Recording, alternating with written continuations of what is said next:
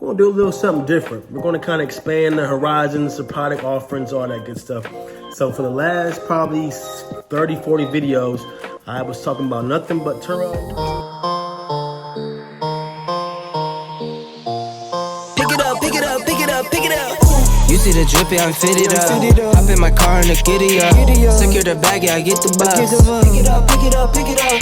You see the drippy, I'm fitted up. Hop in my car and the giddy up. Secure the bag, yeah, I get the bus. Pick it up, pick it up, pick it up, pick it up. Ooh, I've been on the flex since flex on. Atlanta, back for another video. Remember to like my video, subscribe to my channel, and hit that notify button, guys. So today's video, we're gonna do a little something different. We're gonna kind of expand the horizons, the product offerings, all that good stuff.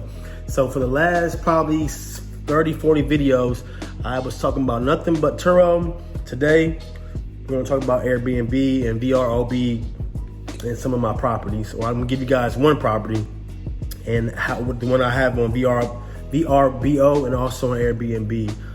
So you guys asked me before, I do have a property management company. This is Innovation Property Atlanta. So property does mean real estate, and it also means the cars.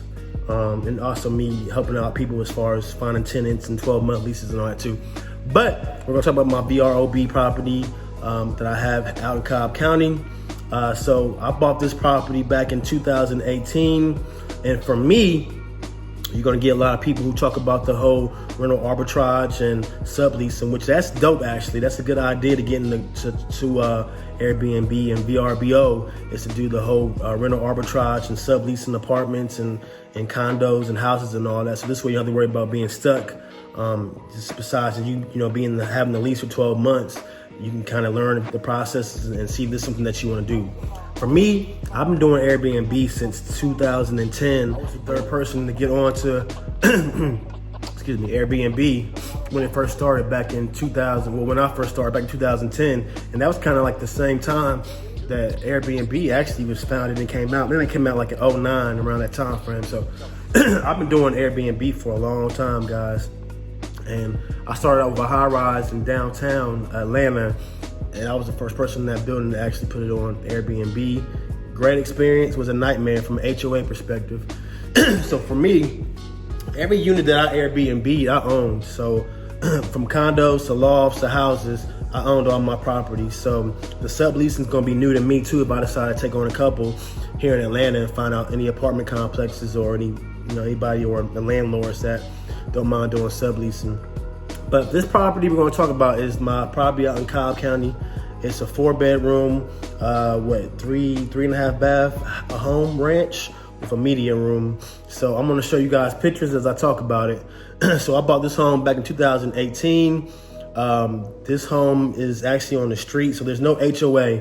So what I learned about doing for VRBO or Airbnb is I learned my lesson. So from the other properties that I own, I probably got caught maybe 3, 4 times from the properties that I own. They found out I was doing the whole VRBO / Airbnb, and HOAs frown on that, especially in the beginning.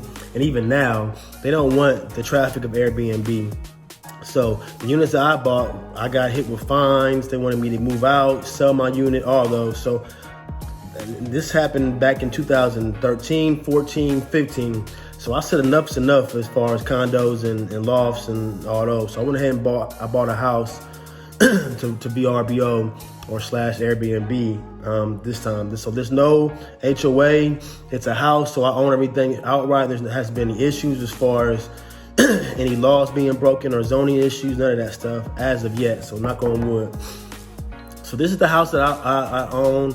I rent it out on Airbnb for it fluctuates between the season and days, but between 300 and 500 a night.